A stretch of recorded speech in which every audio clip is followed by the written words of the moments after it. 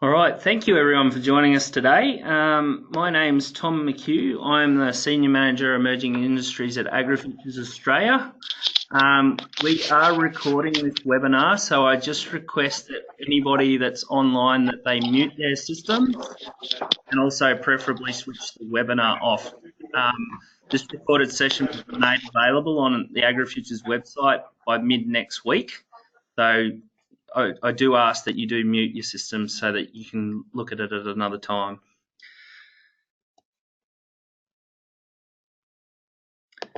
So just by way of starting, what we're going to cover today obviously is a bit of background about the emerging industry portfolio and our strategy. We're going to be talking about the maturity model that we have implemented in the emerging industries portfolio, which relates to the key changes to the 2019-20 investment call process. We will be then discussing questions and answers that have been received to date since the opening of this open call. We do ask that if you have specific questions that you would like addressed in this webinar, that you email those to programs@agrifutures.com.au, and we'll attempt to address those throughout this webinar. We'll finish up with a timeline of the next steps for the investment call. As I just want to repeat, as in regards to questions and answers, if you can email them through to programs@agrifutures.com.au. We will be putting a frequently asked question page up on our website.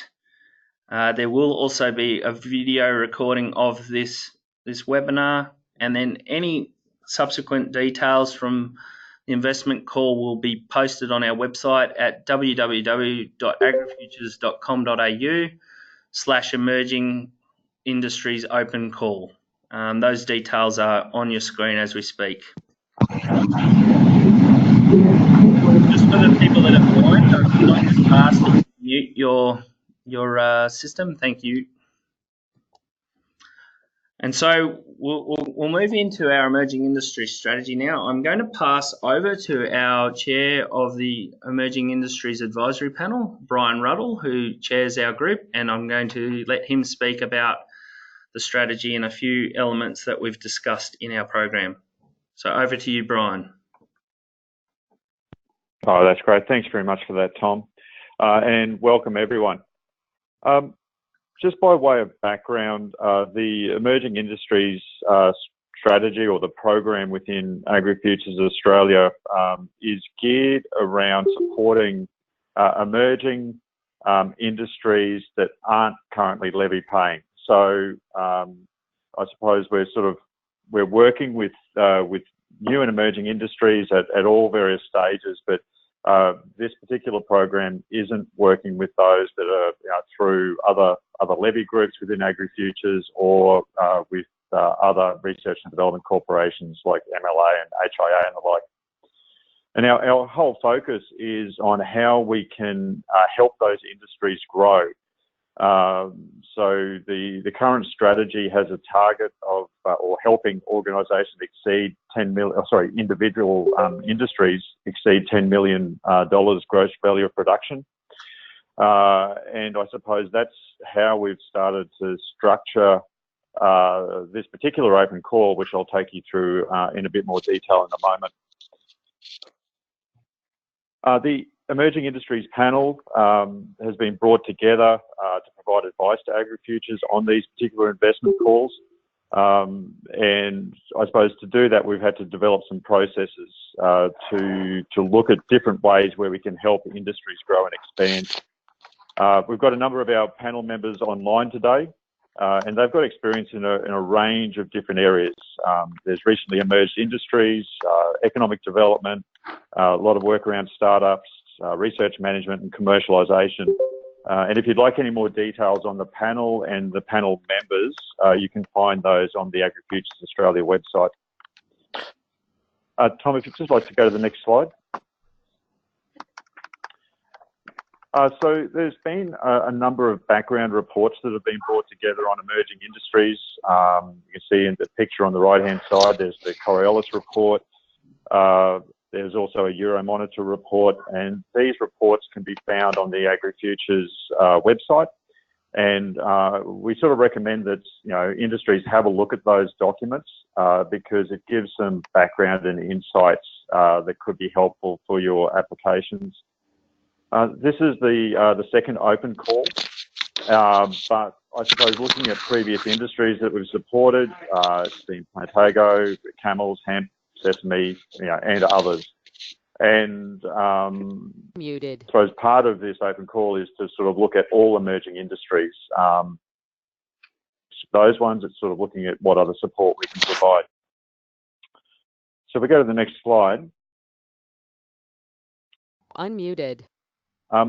What we've been working on for quite a while now, I suppose, is sort of as a panel is starting to work out how we can support emerging industries. And so what I'd like to do is to, I suppose, sort of step you through some of these elements. I suppose a key thing to start with, though, is that the focus is on emerging industries, not supporting individual companies. And what I mean by this is that what we're trying to do is to help industries grow through that gross value of production, to basically become more than 10 million. So the focus of this round is sort of looking at industry challenges, roadblocks, if you like, and trying to support initiatives to help remove those. And so I suppose I'll be talking a little bit about this focus on helping industries. It doesn't mean that individual companies or organisations can't get involved in these projects. That's definitely the case. We need individual companies and organisations, and universities and other research organisations involved. Ideally, that's really what we want, is as many organisations involved in these projects as possible. I suppose what we're looking at is with the project plans, how are those project plans going to help the industry grow? And I suppose that's the focus that we're taking with this. So just having to have a look at the three areas there. We've sort of broken the overall model down into three based on industry maturity. So area A there, or phase A, stage A, is building early stage clusters. So this is essentially smaller industries, those that have a gross value of production of less than $2 million per annum. And what we're looking at there is how we can support those earlier stage industries to grow. The focus with that is smaller scale investments, and I'll talk more in a bit more detail about the investment types in a moment. I'll just initially go through the different phases. But smaller investments, 1 year only, really to try to help those early stage industries start to form into becoming an industry. Phase 2 there is building industry capability. This is where the industry is a bit larger, so a gross value of production between $2 and $10 million per annum. And these have an opportunity to apply for larger scale projects, so 200,000 per annum, up to 2 years, so 200,000 per year, up to 2 years. For expanding industry potential, these are for industries that are over 10 million per annum, and I suppose based on the emerging industries mandate, we're aiming to get industries over 10 million. So this is, I suppose, a little bit of a consolidation.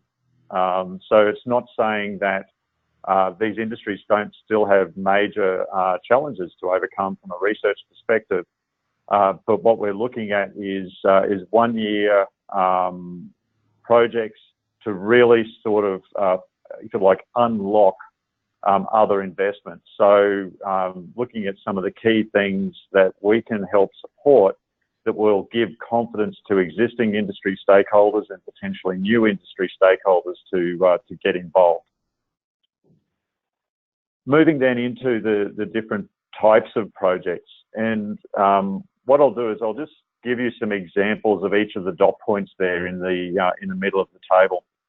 And this is, I suppose, a little bit different. You know, while we're still funding R&D, what we're looking for are proposals around key challenges that an industry is facing. So, for example, the first dot point around forums, networking events, and industry conference sponsorship. Getting back to my earlier point around what we're trying to do is to grow industries. Those projects around those sort of things, forums, networking events, etc., it really is about how to bring individuals together to start talking about how an industry can be formed or expanding those discussions through conferences. So if we're going to help industries grow, we need that connection, we need the communication. And so that's what that dot point is picking up on. The second one is about subject matter expert and travel support. So that could be overseas experts, it could be other experts, and it's sort of about how to bring them in to help provide insights to emerging industries, to help identify pathways, strategies, ways of enhancing their competitive advantage. The third one is around economic analysis, strategic planning. So through a lot of discussions with emerging industries, it was sort of trying to get a basis, if you like, for where the industry is wanting to go, what some of the key opportunities are, and how they can be explored. And so this isn't about just a document, it's more about the process that leads into a document that actually helps industry stakeholders engage more effectively and map out a pathway for a particular emerging industry. Then, of course, we're looking at projects around R&D. So it could be around initially or even identifying what the R&D gaps are around sort of technical or entrepreneurial approaches. It could be around industry scaling R&D. It could be horizon scanning to identify industry opportunities.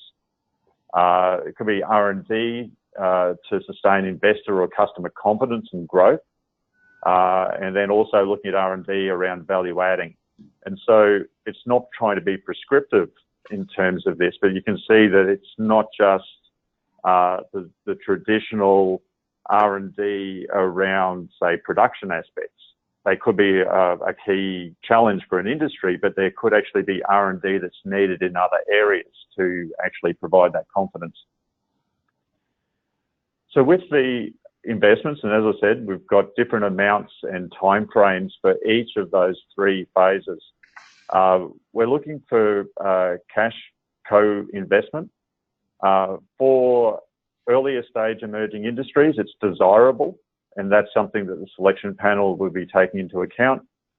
As you get into the larger industries, we're requiring a mandatory contribution. So stage B is a minimum of 25% and C is 50%. And again, this is, I suppose, recognising that based on the early reports, we've got over 50 emerging industries, and that's growing every week, basically. There's a lot more industries starting to come into play, and based on available funding, we need that support. We need to know that the industries that we're backing have got skin in the game and are committed to actually forming and driving and growing an industry. Just the last point there in that table is around commercial partnerships. It's mandatory across each of those different phases. The main reason for that is we don't just want, one or two, groups to sort of come together and just sort of say, oh, so we're going to do this proposal for ourselves. We're wanting to see supply chain partnerships. We're wanting to see different groups getting involved because it's really important when we're assessing these projects that we can see that the outcome is going to help the industry, and that's what we're going to be focusing on. So, Tom, I suppose, unless there's any additional points that you'd just like to make, I'll hand back to you. Thanks, Brian. Certainly, I think that there is definitely, as you can see, quite a large range of options available for industry here. I think we've tried to be as clear as we can with some of the criteria that we need to make sure that we get a valuable outcome for industry going forward. So I implore you to read the documentation carefully when it comes to this particular part of the application. So as we mentioned, as Brian just mentioned, we have obviously made a few changes since the first round. The first one's about dividing investment opportunities and AgriFutures Australia support by different maturity stages, so that we can be really clear about how an industry can grow. Co-investment is critical, particularly in categories B and C, so that we can make sure that any investment that's put in place is sustainable. We've also introduced a thing called the Emerging Industries Canvas, which is available on the AgriFutures website. That document is really to help applicants and AgriFutures Australia, for that matter, to actually get a robust understanding of each of the value chains in the industry which you're applying for. It's about understanding what the gaps in the industry are, and also where there might be opportunities to grow your industry. So it is a requirement that you populate that canvas as part of your application. Also on the AgriFutures website, there's a link to a Word document which contains additional criteria, which we do request you respond to on top of the Clarity system, which we use as our application tool. So that's also provided as a Word document on the AgriFutures Australia website. So we request that you also supply that in your application. In terms of intellectual property, we're looking at making sure that any intellectual property that an applicant might bring to the project is addressed at the commencement, so that we can understand the ability to operate freely, so having freedom to operate in our projects. And as Brian pointed out to you, there's a range of investment types for support, and those bullet points in the previous slide, which covered everything from forums to economic analysis and strategic planning, right through to R&D for industry value adding, they're all investment types which we will provide support to. So now we move into some of the frequently asked questions that people have been asking us since we opened the call. One of the things we want to just mention here is we also want to unravel some myths that have come through the line of questioning. And I guess the first big myth that we're getting a lot of is who can actually apply for this process. We have had a lot of researchers in particular contact us asking whether they're eligible to apply or not. The call is open to industry representative organisations, leading businesses and researchers, but I implore that regardless of who you are, it's important that the industry that you're applying for, that you clearly demonstrate the whole of industry benefit in your application. So what we don't want is a single institution getting benefit from a particular R&D project. We actually want you to demonstrate how the R&D application you'll be putting into this process will have demonstrated benefit to the industry that you're applying for, and also making sure that it clearly demonstrates how the growth of that industry will result as a consequence of your application.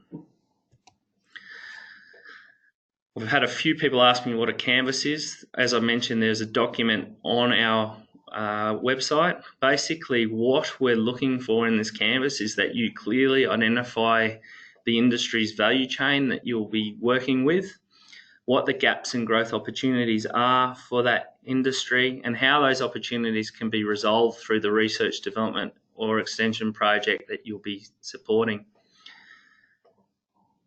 The document is a Word attachment and needs to be completed and submitted with your application. Another question that I've had is, I don't know what my industry GVP is. How do I calculate it? So what we've provided in the document is a link to the Australian Bureau of Statistics, which has a calculated method for gross value of production. We recognise that for many of you, this is a new area, and as we've explained in the documentation, we are willing for you to make an estimate. We do implore you, however, to try and substantiate how you actually calculated that GVP, and we recommend that you have a look at the ABS measure of GVP as a starting point so that we can be consistent in understanding your methods. If you do have questions about that, by all means, please email programs@agrifutures.com.au. It's really important for us, given that our primary target to reach 10 million GVP, that we actually have a good understanding of the industry present GVP and how you're actually going to get your industry past that $10 million GVP. So important from an RD&E perspective, how your project will contribute to that growth. Another question we've received is, I have valuable intellectual property, should I note it? We've put specific criteria in the selection criteria that you should identify intellectual property on your application, and importantly that you also have freedom to operate. So that could be anything from the use of a variety in a program right through to any other technology that you're looking to use in your R&D requirement. So you should explain that in your selection criteria when you respond, so that we are clear of the intellectual property that you are offering to the table in your investment application. A basic question is, what do I need to submit? Well, obviously, as stated on the website, we need you to submit a preliminary research proposal, which is a workflow process in our Clarity project management system here at AgriFutures Australia. If you don't have any experience or want to understand a little bit more about the Clarity system, there is information available on the page. That should also be guiding you to answer some of the key criteria. And you will need to register in the Clarity system if you haven't done so. All the instructions to do this are available on the AgriFutures website. And if you do need further clarification, I ask you to email programs@agrifutures.com.au. As I mentioned previously, you'll need to submit an emerging industry canvas as a Word document as part of that application, which must clearly include an estimate of your gross value of production for the industry that you're applying for. We also require a response to the additional selection criteria, which is available on the AgriFutures page. We ask that you restrict that to a maximum of 8 pages in Word format so that we can assess consistently. Please ensure that you've clearly outlined the industry challenge that you're trying to address, or the opportunity that might also exist as a result of the R&D application that you're putting in place. We do require letters of support, as you'll see in the selection criteria. So if you are putting an application in, any industry letters of support will be welcomed. And also, please read and understand the application terms and conditions, which are also available on the AgriFutures webpage. Where do I find all the attachments that I've just referred to? As I mentioned, they're all on the website. If you go to the link that's on your screen, which is www.agrifutures.com.au/emerging industries open call, all the documents are found on that website.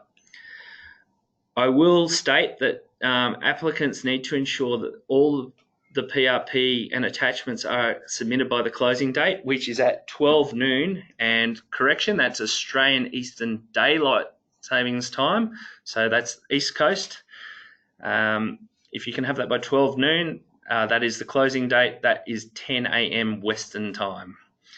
So on Friday, the 25th of October.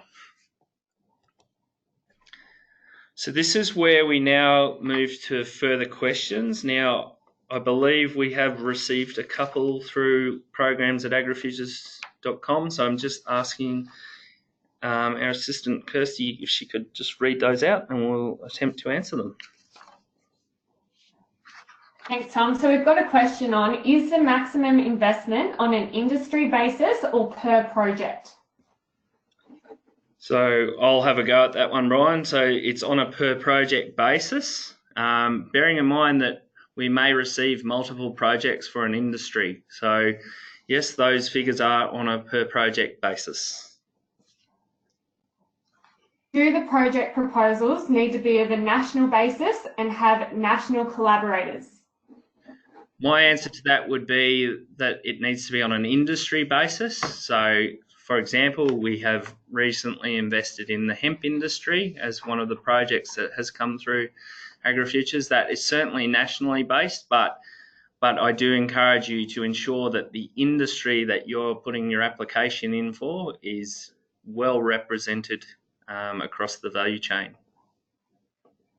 Just adding one other thing there, Tom, is that some industries are facing challenges that are geographic in nature as well, like it could be disease pressures or whatever. And so, again, it comes back down to the projects need to demonstrate how, if they're implemented successfully, they're going to really help drive the industry and grow the industry. So I agree.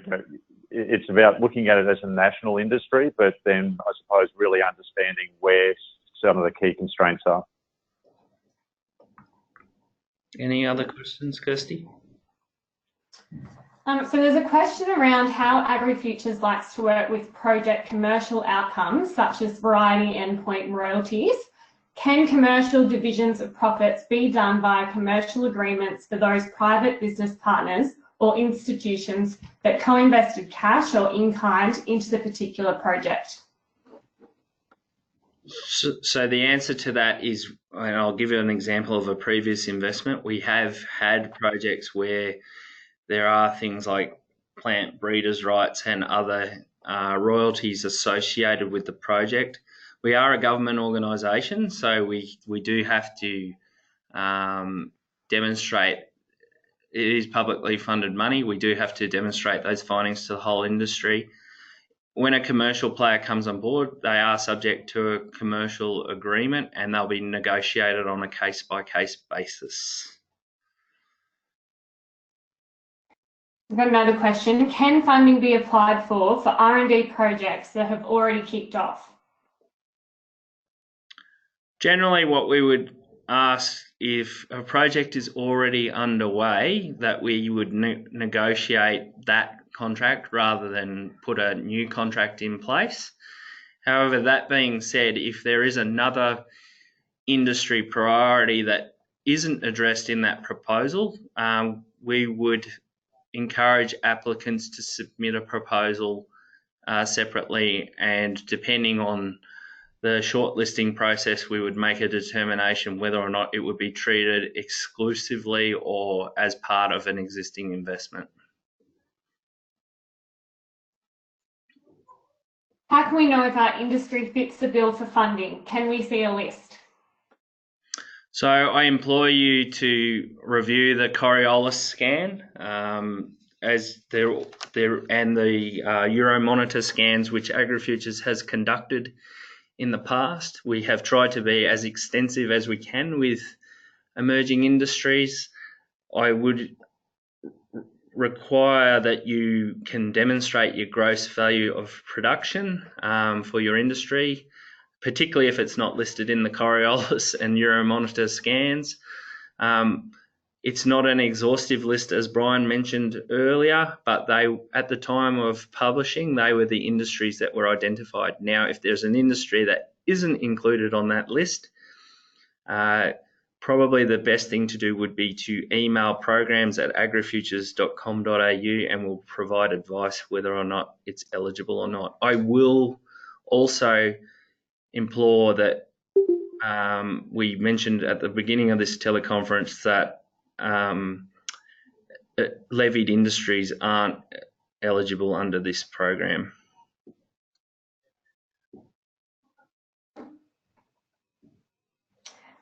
As part of a broader project, would the program enable the purchase or testing of tools, e.g. on-farm predictive data, leading to more effective cropping outcomes, if this is a key current limitation for an emerging industry?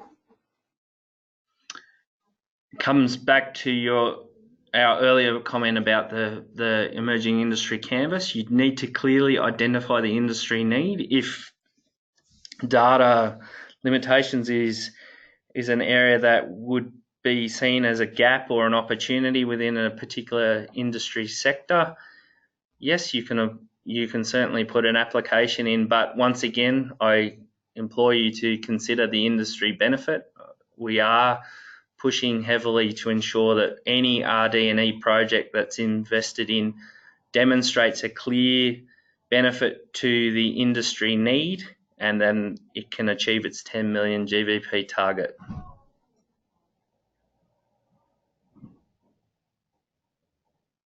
Thanks, Tom. I think that's it for generalised questions across the board. Okay, thanks, Kirsty. So with that in mind, if there are any further questions, I will start going through the timeline now. We will check the inbox one more time before the end of this webinar to ensure that we haven't missed any additional questions. But what I do want to touch on now is the forward-looking timeline of the investment call. So we're currently in stage one. The preliminary research proposal round will actually close at 12 o'clock, as mentioned previously, on the 25th of October. That's Australian Eastern Daylight Time and 10 a.m. Australian Western Time. We need to have all applications with the supporting documents in there. From that point onwards, we are looking to assess the step one applicants of the outcome of this first stage, and successful applicants will be shortlisted and invited to submit a detailed full research proposal for the step two consideration. We have a target date of the 21st of November to achieve that process. The second stage will be a full research proposal. This is where you will go into detail about your specific RD&E project for your emerging industry. We will have a closing date of the 3rd of December at 12 o'clock on Australian Eastern Daylight Time, with a view that we will have assessed the full research proposals and negotiated the project commencing in late January, the 31st of January 2020. So just probably checking whether or not we have any further questions that have been received, Kirsty? No, that's it. Thanks. All right. Well, I just want to say on behalf of AgriFutures Australia, it is an exciting period. My contact details are on the screen now. I do encourage you, if you need further clarification, to get in contact prior to submitting your application. As mentioned at the start of this webinar, we will be publishing this recording on the AgriFutures website. We aim to have that up by mid next week.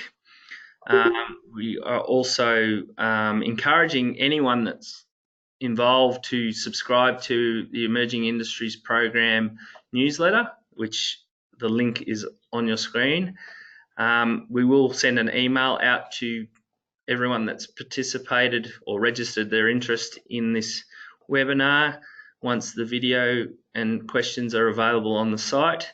I do implore people to ask questions before the closing date, so that any points of clarification can be resolved. And similarly, I will mention that any questions we receive will be published on the frequently asked questions page. So with that in mind, I just want to say thank you to everyone. Unless there's any further questions, we might wind up the webinar now, and thank you for all your early inquiries about the investment call.